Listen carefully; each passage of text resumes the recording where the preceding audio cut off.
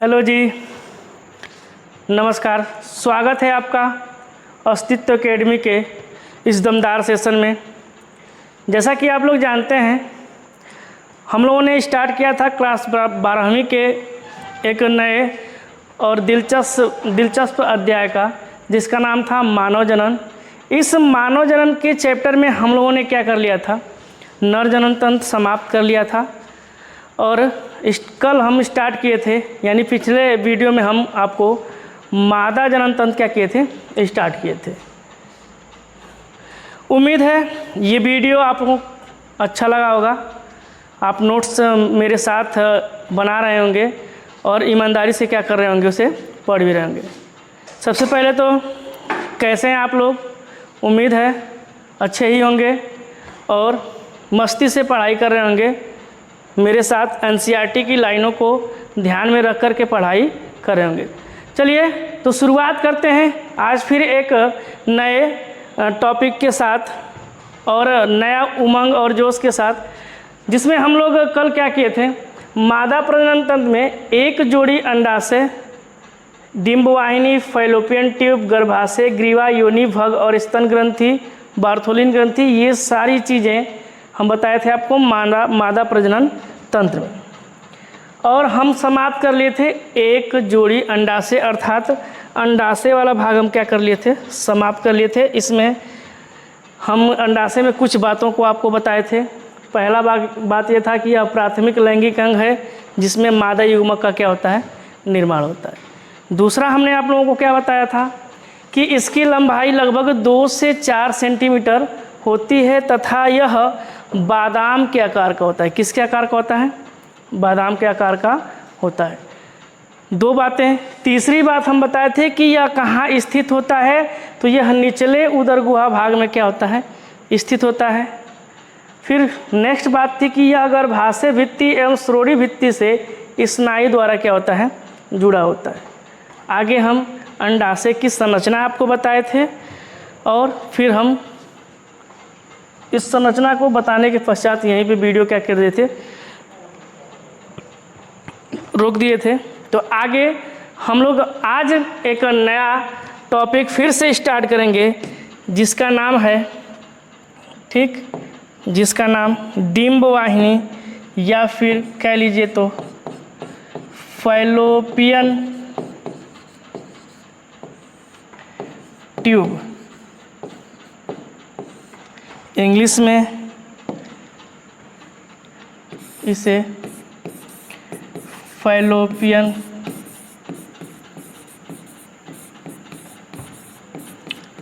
Tube कहा जाता है। फैलोपियन नलिका भी आप कह सकते हैं या फैलोपियन ट्यूब भी कह सकते हैं। चलिए देख लीजिए, यहाँ पे फैलोपियन नलिका कर दे रहे हैं हम, यहाँ पे फैलोपियन नलिका लिख दे रहे हैं, इंग्लिश में फैलोपियन ट्यूब। ये हमारा मादा जनन तंत्र का कौन सा भाग है?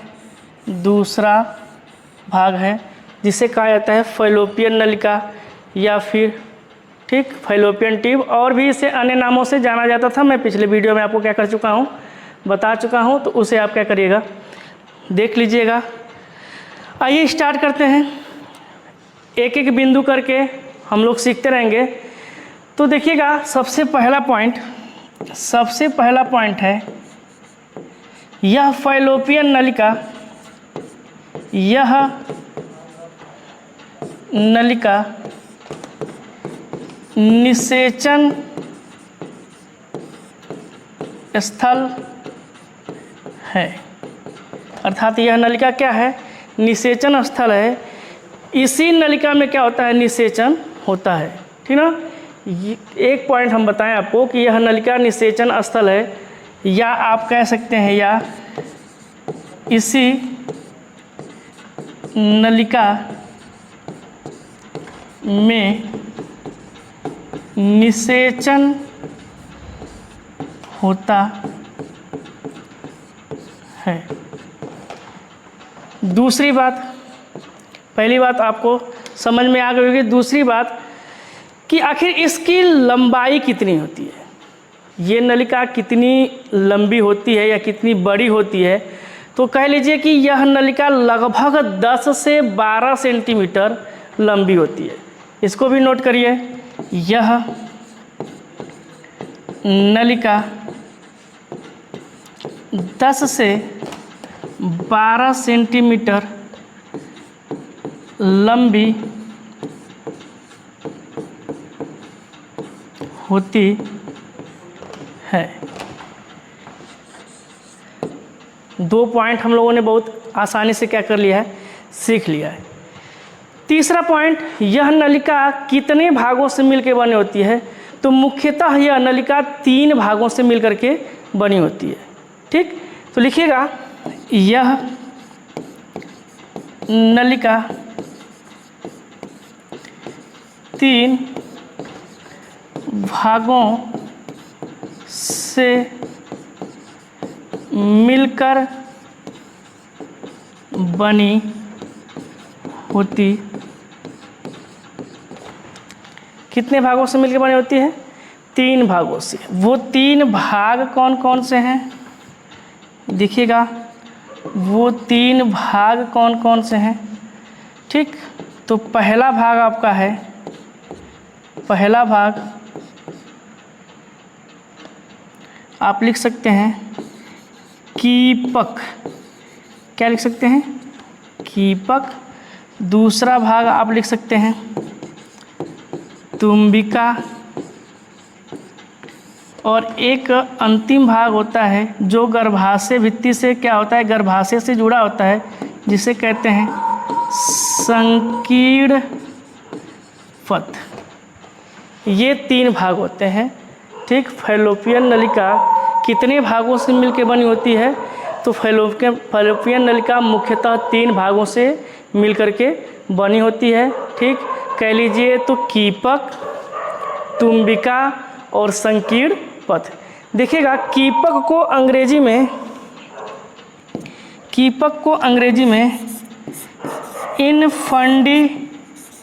इनफंडीबुलम कहा जाता है। कीपक को इंग्लिश में इनफंडीबुलम। इसको क्या कहा जाता है? तुम्बिका को आप एम्पुला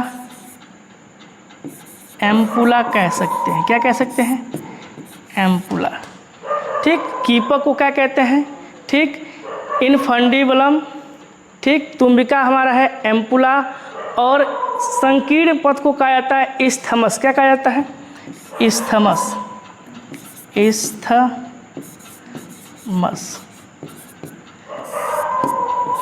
अंग्रेजी के वर्डों को भी हम लोग क्या करते रहेंगे, साथ साथ में सीखते रहेंगे। जहाँ जहाँ पे आवश्यकता लगेगी हम अंग्रेजी के वर्डों को भी आपको बताते रहेंगे। यानी ये 3 भाग जो हैं क्या कर रहे हैं, तो ये 3 भाग मिल करके एक नलिका का निर्माण कर रहे हैं। यह 3 भाग मिल करके एक 10 से 12 सेंटीमीटर नलिका क्या करते हैं, निर्माण करते हैं। उस नलिका को क्या कहा जाता है? फैलोपियन नलिका कहा जाता है। बातें समझ में आ रही हैं? बातें अगर समझ में आ रही हों तो आप कमेंट बॉक्स में क्या करिएगा, हमें बताते रहिएगा। और जहाँ पे ना समझ में आए कमेंट बॉक्स में कमेंट करिए। मैं कोशिश करूँगा कि सारी की सारी चीज़ें आपको क्या है, समझ में आए। यही सभी पॉइंट आपके एनसीईआरटी में क्या किया गया है, मेंशन किया गया है, लिखा गया है। फिर से ये 3 पॉइंट हम आपको बताए हैं। यह नलिका निषेचन स्थल है, अर्थात इसी नलिका में क्या होता है, निषेचन होता है। दूसरा, यह नलिका 10 से 12 सेंटीमीटर लंबी होती है।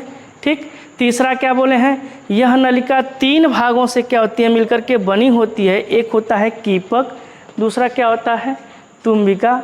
ठीक, और तीसरा क्या होता है, संकीर्ण पथ होता है। आगे आइए, इन तीनों का, ठीक, फैलोपियन नलिका जो है कौन कौन सा भाग संकीर्ण पथ कहलाता है, कितना भाग फैलोपियन नलिका का संकीर्ण पथ कहलाता है, कितना भाग आपका तुम्बिका कहलाता है और कितना सा भाग आपका कीपक कहलाता है, संरचना बना के हम आपको दिखा रहे हैं। देखिएगा, यहीं पे दिखा दे रहे हैं आपको, संरचना आपको बना के हम यहीं पे क्या कर रहे हैं, दिखा दे रहे हैं।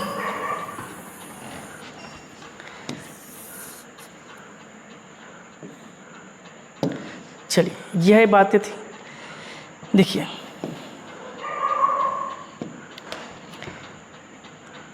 ये हमारा क्या था, गर्भाशय वाला हिस्सा था। यहाँ से हमारी एक पतली सी नलिका आई हुई थी, ठीक है। ये सी संरचना आपको क्या होती है, दोनों तरफ पाई जाती है, ध्यान से देख लीजिएगा, ठीक। ये संरचना आगे चल के एक ऐसे कीप के जैसे क्या करती है, निर्माण करती है। देखिएगा ये संरचना आगे चल करके ये कीप के जैसे क्या करती है, निर्माण करती है। इसी भाग को क्या कहते हैं, इसी भाग को कीपक कहा जाता है। इंग्लिश में इसे क्या कहते हैं, इनफंडिबुलम।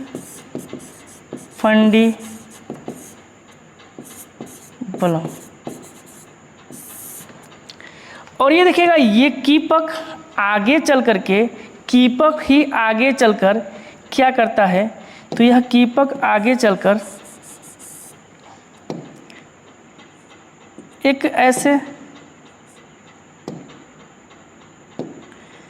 कह लीजिए, एक ऐसे अंगुलीनुमा क्या बनाता है, प्रवर्ध बनाता है। एक अंगुलीनुमा क्या बनाता है, संरचना बनाता है। इस अंगुलीनुमा संरचना को क्या कहते हैं, तो इस अंगुलीनुमा संरचना को झालर कहा जाता है, झालर। और अंग्रेजी में इसे हम लोग क्या कहते हैं, फिम्बरी। अंग्रेजी में क्या कहते हैं, फिम्बरी। अर्थात ये झालर किसका भाग है, तो कीपक ही आगे चल कर के एक अंगुलीनुमा संरचना में क्या होता है, परिवर्तित हो जाता है, जिसे हम लोग क्या कहते हैं, झालर कहते हैं। अंग्रेजी में क्या कहते हैं, फिम्बरी कहते हैं, ठीक। आगे देखिएगा, यहाँ से और यहाँ तक का भाग, यहाँ से यहाँ तक का भाग हमारा क्या है, ठीक। यहाँ से यहाँ तक का भाग कह लीजिए, तो हमारा ये भाग कहलाता है क्या, तुम्बिका। क्या कहलाता है, तुम्बिका, जिसे अंग्रेजी में क्या कहते हैं, एम्पुला। और जस्ट इसके बाद जो ये आपको पतला एक संकीर्ण एरिया दिखाई दे रहा है, ये हमारा क्या है, इस्थमस है, गुंबद जैसे क्या है, संरचना है, ठीक।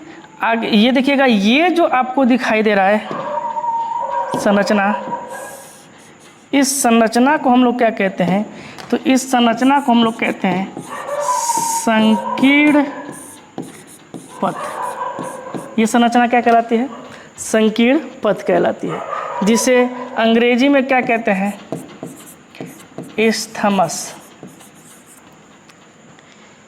ये था हमारा फैलोपियन नलिका, जो जिन जिन भागों से मिलकर के क्या हुई थी, बनी थी, ठीक। ये हमारी फैलोपियन नलिका जिन जिन भागों से मिलकर बनी थी, उसकी संरचना और स्थिति हम आपको क्या कर दिए, दर्शा दिए। अर्थात यही नलिका कह लीजिए, तो ये तीनों भाग मिलकर, ये तीनों भाग मिलकर एक 10 से 12 सेंटीमीटर लंबी नलिका का निर्माण करते हैं, जिसे क्या कहा जाता है, जिसे फैलोपियन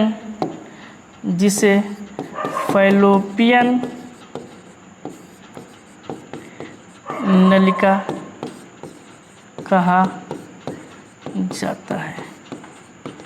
क्या कहा जाता है, फैलोपियन नलिका कहा जाता है। अब देखिएगा बात क्या है, यहाँ पे हमारा उपस्थित है कौन उपस्थित है, अंडाशय। और इस अंडाशय से निकला हुआ अंडाणु सर्वप्रथम कौन ग्रहण करता है? तो सर्वप्रथम ग्रहण करता है कौन? झालर। कीपक आगे चल करके जो अंगुलीनुमा संरचना में क्या हो गया था, बदल गया था, जिसे हम लोग क्या नाम देते, झालर। तो अंडाशय से जो अंडाणु निकलता है सबसे पहले झालर उसे क्या करता है, ठीक, ग्रहण कर लेता है। अब देखिएगा, ग्रहण करने के पश्चात इसे यहाँ तक क्या करना है, पहुँचाना है, क्योंकि अभी हम एक वर्ड पहले ही बताए थे कि यह निषेचन स्थल है, अर्थात इसी फैलोपियन नलिका में होने वाला है क्या, निषेचन। ठीक, तो देखिएगा ये निषेचन होने के लिए, ठीक है, जिम्मेदार कौन है? तो यहाँ निषेचन होने के लिए जिम्मेदार इस फैलोपियन नलिका का एक भाग है जिसे क्या कहते हैं, तुम्बिका कहते हैं। क्या कहते हैं? तो तुम्बिका तक हमें पहुँचाना है किसको, अंडाणु को। तो यहाँ से ले जाने का कार्य कौन करेगा? तो तुम्बिका तक ले जाने का कार्य इस फैलोपियन नलिका में पाई जाने वाली छोटी छोटी रोम जैसी संरचना, ठीक, रोम जैसी संरचना होती है जिसे कहा जाता है पक्षमाप। क्या कहा जाता है? पक्षमाप। क्या कहा जाता है? ये जो रोम जैसी संरचना है, रोम, ठीक, यह जो रोम जैसी क्या है, रोम जैसी संरचना है, इस संरचना को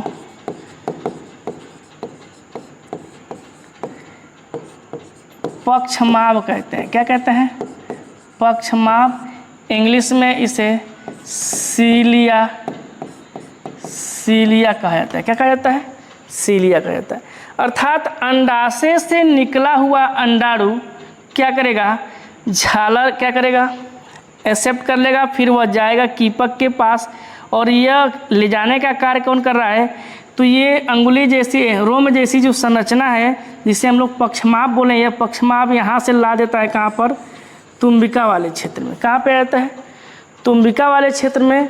और इसी तुम्बिका वाले क्षेत्र, अर्थात आपसे कोई पूछे कि ठीक, निषेचन फैलोपियन नलिका के किस भाग में होता है, तो आप साफ स्पष्ट शब्दों में कहेंगे कि निषेचन फैलोपियन नलिका के तुम्बिका वाले भाग में होता है। किस भाग में होता है? यह तुम्बिका इस फैलोपियन नलिका की सबसे बड़ी भाग होती है, ठीक ना। देखिएगा, यह तुम्बिका फैलोपियन नलिका का सबसे बड़ा भाग यही है, उससे छोटा क्या है, कीपक है, और ये है ये तुम्बिका से ही क्या है, छोटा है।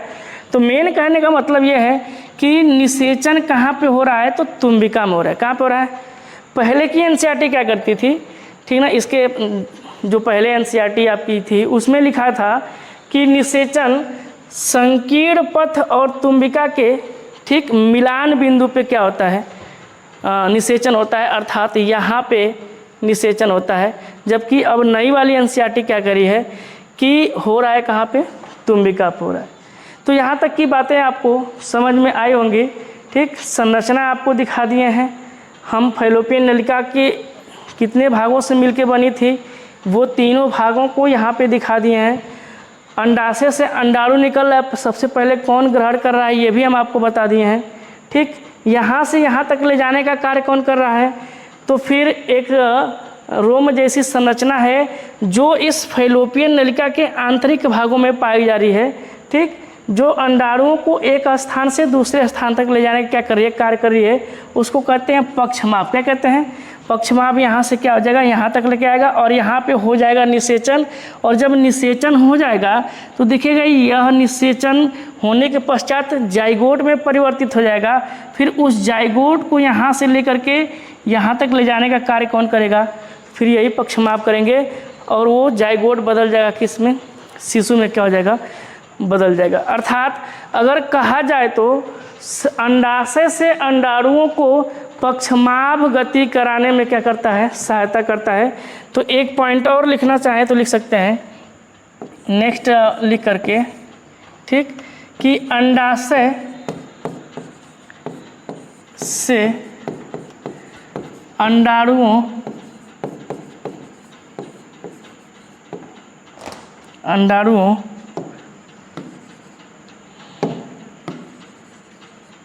या अंडाणु को एक स्थान से दूसरे स्थान तक ले जाने का कार्य पक्षमाप करता है। क्या बोले हैं कि अंडाशय से अंडाणुओं को एक स्थान से दूसरे स्थान तक ले जाने का कार्य कौन कर रहा है? पक्षमाप कर रहा है, जो रोम जैसी क्या है संरचना है। तो आपके एनसीईआरटी में सिर्फ इतनी सी ही बातें फैलोपियन नलिका से संबंधित दी हुई हैं, इससे ज़्यादा हमको क्या करना है, पढ़ना भी नहीं है। यहीं से क्वेश्चन क्या होगा आपके परीक्षा में या एग्ज़ाम में आएगा, ठीक ना। एनसीईआरटी से ही क्वेश्चन क्या किए जाएंगे, पुट आउट किए जाएंगे, और उन्हीं को आपको क्या करना है, ठीक सही से अपने शब्दों में और एकदम से जो स्पष्ट बातें हैं, जो वर्ड हैं, उन वर्डों को, स्पष्ट बातों को लिख करके क्या है आना है, जिससे आपको भरपूर नंबर क्या हो जाएगा, मिलेगा।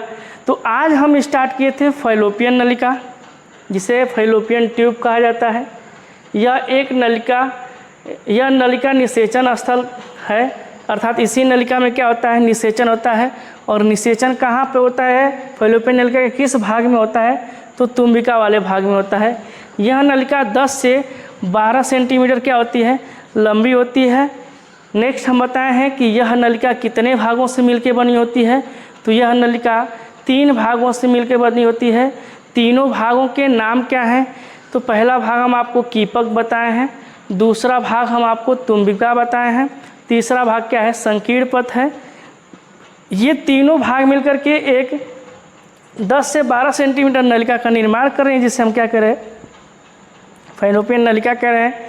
इन तीनों भागों की स्थिति कहाँ पे है, तो हम डायग्राम बना के आपको क्या कर दिए हैं, दिखा दिए हैं।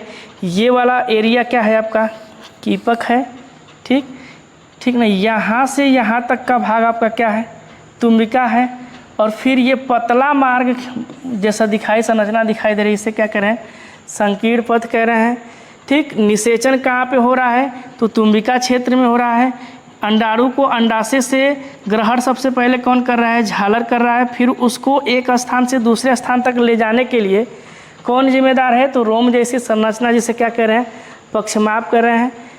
यहीं पे निषेचन हो जाता है। निषेचन होने के बाद युग्मनज का निर्माण होता है। वह युग्मनज की कोशिकाएं क्या होती हैं, बढ़ती रहती हैं, संख्या में अधिक होती रहती हैं, और फिर निर्माण हो जाता है शिशु का। और वह, ठीक ना, वह युग्मनज से भ्रूण का निर्माण होता है, और वह भ्रूण कहाँ पे आता है, गर्भाशय वाले भाग में आ जाता है। तो आज के लिए बस इतना। उम्मीद है बातें आपको क्या हो गई होंगी, समझ में आई होंगी, ठीक।